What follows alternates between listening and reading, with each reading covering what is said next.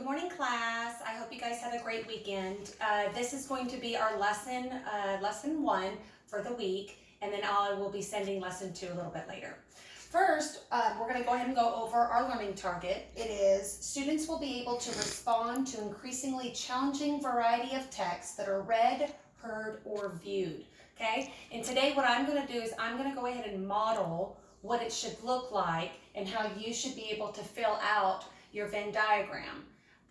When we're reading text, a lot of times there are texts that are similar, and so as we know what that is called, it is called paired text. So if you look at this anchor chart, okay, what are paired passages? They are two texts, okay? Sometimes they might be two nonfictions, sometimes they'll be two fictions, sometimes it'll be a one nonfiction or a one fiction. Sometimes it'll be one nonfiction text and then maybe a poem, which we have done earlier in the year. Okay, so you should be familiar with a paired text. Why do we have it? Well, it's because it gives us an idea of how we can compare and contrast. Okay, comparing and contrasting. When you see this Venn diagram, that's what we're going to be doing, is compare and contrast, which means what similarities can we find and what differences can we find in the text, okay? Also, it teaches us about similar topics using different types of text, okay? So I'm going to go ahead and model to you how we're going to fill out the Venn diagram and how everything should look by the time you take a picture or email me your finished product on Friday, okay? So this passage, there's two. One is called The Invasion of the Jellyfish. That's my passage 1.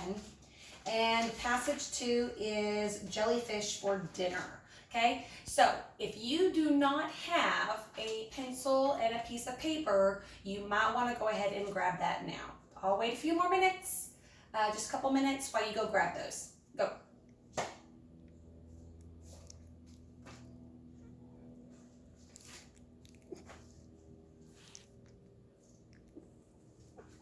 All right, so now you should have your pencil and a paper, because what I want you to do is I want us to go ahead and do this together, okay?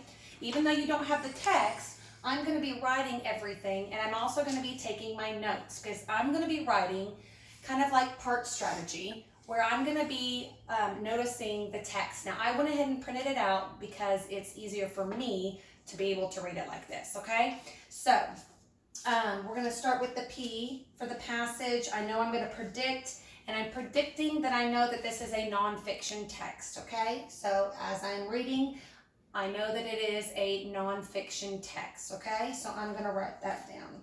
Nonfiction, okay? All right. Here we go. Invasion of the jellyfish. Some deadly sea creatures are taking over the world's oceans. In the Philippines, millions of these creatures swarmed a power plant. They cut off the electricity. They caused the country's largest island to go dark. In Australia, the creatures shut down the cooling system of the U.S. Navy ship. The ship had been built to stand up to enemies, but it was no match for these scary beasts. And off the coast of Ireland, the creatures attacked a group of salmon.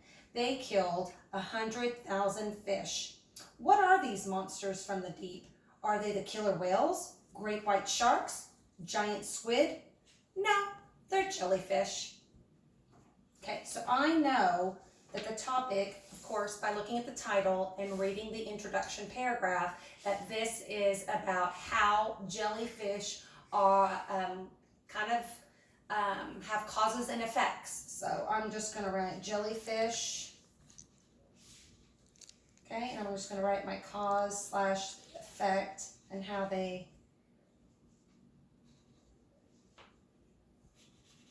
And that tells me the cause and effect about why the author may have wrote this, okay? Because there's going to be a lot of information in this text that's going to give me an idea of why the author or the writer wrote this. And so as a reader, you are thinking about all of these questions. So as I model these questions out loud, these are the questions that you should be having when you do your own paired passage, okay?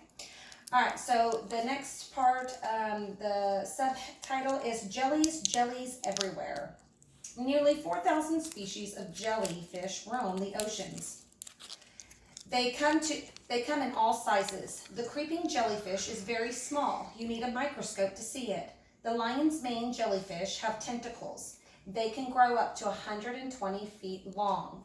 It is one of the longest creatures on Earth. Most jellyfish can't hurt humans too badly, but some species can kill. The Australian bog jellyfish has venom in its tentacles. When this type of jellyfish stings, its venom can stop a human heart in 3 minutes. Right now, jellyfish rule the ocean. They wash onto Australian beaches by the thousand. They invade Japanese waters by the millions, and the problem is growing worse. In the Mediterranean Sea, between Africa and Europe, there are 4 times more jellyfish today than there were 13 years ago. This population explosion has experts worried and puzzled. So, I know my central idea, which you guys know central idea is the same as main idea, okay, is there is an increasingly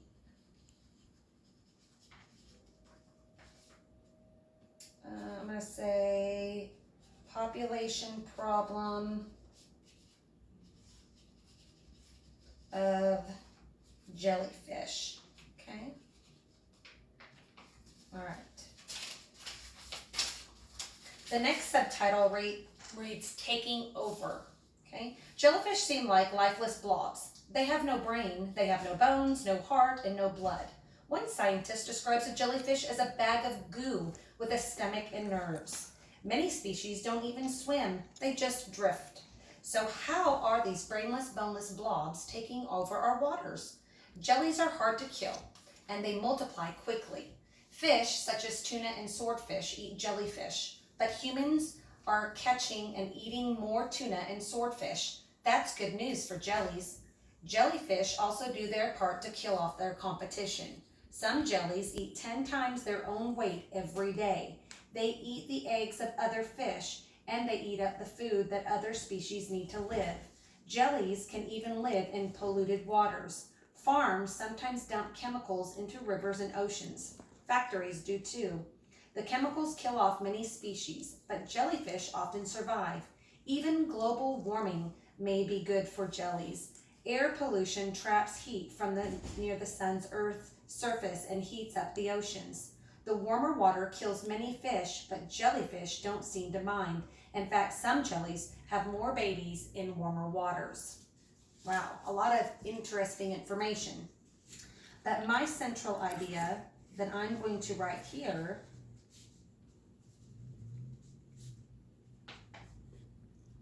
is jellyfish can live in all types of waters. So you could say oceans, ponds, or it just said even murky, which means polluted waters. Okay?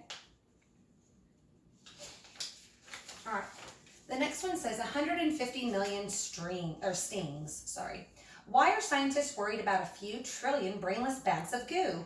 First of all, jellyfish can ruin a day at the beach. Their tentacles are coated with stinging venom. The venom stuns the other fish. It hurts swimmers too. Every year, jellies sting about 150 million people around the world. Jellyfish can also cause major damage on land. They've gotten sucked into cooling systems at nuclear power plants in California, India, Sweden, and Japan. The plants had to shut down to avoid overheating. At one Japanese plant, workers had to clear out 150 tons of jellies a day. Are we really headed for a jellyfish disaster?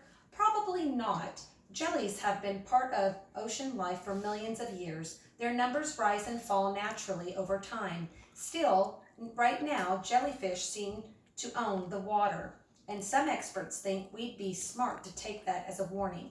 Treat the ocean kindly or get ready for the invasion of the jellies. So that was the passage one that I just wrote. So what I'm going to do is I'm going to write the actual title. So the title of this one, okay, is The Invasion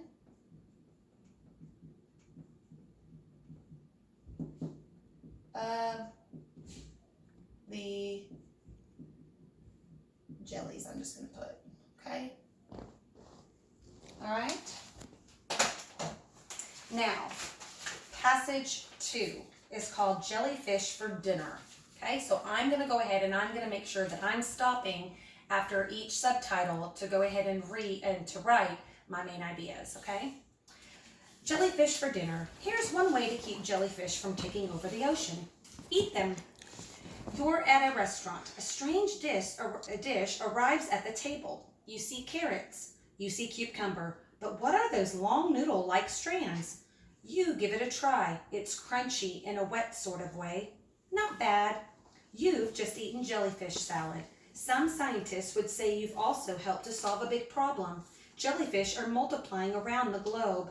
They're stinging humans, and they're crowding out other ocean species. But experts say that there's one good way to keep jellyfish under control. Eat them. So I'm going to combine these 3 paragraphs, and I'm putting here that if we ate jellies, okay, we could help the overpopulation. Okay. All right. In China, jellies are served at weddings. Jellyfish salad is a common dish in Japan, and now jelly dishes are growing more popular around the world. Scientists are finding new ways to serve them. They're making snack chips and ice cream, and Italian biologists deep fries them. The good news, jellies are nutritious. They're rich in protein, they have no fat. Jellyfish chips are healthier than potato chips. Right now, people eat less than 500,000 tons of jellies a year. That's not much compared with the 100 million tons of other fish that we eat. But who knows, one day you might be ordering a jellyfish Happy Meal. Oh, don't know if I would do that. But anyway, so I'm going to say the good part, let's see, the central idea of this one would be, the idea is that jellies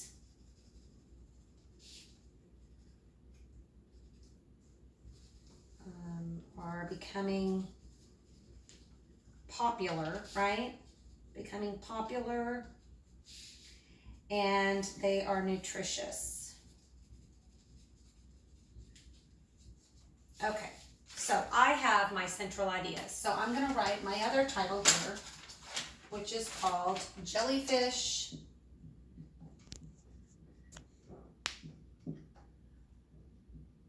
for Dinner.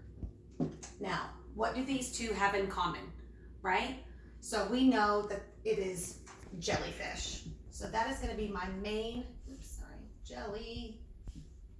It's hard writing on this. So jellyfish, that's my main title. Here are my other titles. So this is going to be all the information that is different, right? Don't forget, we've been working with Venn diagrams for a while now. So we've got the differences here, and then of course the similarity is going to be in the middle. Okay, so what were the differences that we found here? Well, I know that because I wrote for passage 1, I know that it was a non-fiction piece. But what was the other piece? Was it nonfiction? Was it fiction? Was it a poem?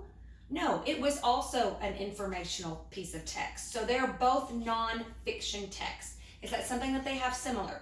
Yes. So you would put nonfiction passage because that's what they both have in common. Okay? All right. Now, let's find something else. What else did they talk about? Were they both talking about jellyfish? Yes, they were. Talk about jellyfish is what they have in common. And maybe what is one more thing? Another thing is that, let me go look here, because I need to make sure that I'm matching the text evidence that is in the text. If I go here, they were talking about how they were crowding. So they are population, I'm going to just put jelly population, or you could put overcrowding. Okay? So now I have my 3 similarities. Now I need to look for my differences. So we're going to look, what is one thing that was mentioned in here in the invasion of the jellies that was not mentioned for the dinner? So if I'm going to go back to my text, okay, I know that it was talking about different types of jellyfish. So here I see an Australian box jellyfish has venom in its tentacles. Did it talk about that in this passage? No, it did not. So that would make it a difference. So I'm going to put Australian.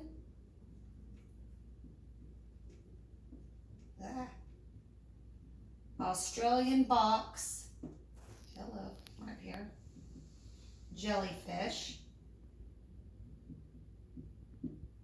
Okay, let's find another difference. Well, let's see here. It talked about they were both taking over, so that's something we can't do. Let's see, did it talk about jellyfish, how they can sting humans? Did it talk about that? Yes, it did talk about that. So that is actually another similarity that you could put, is they both talked about how they can sting humans.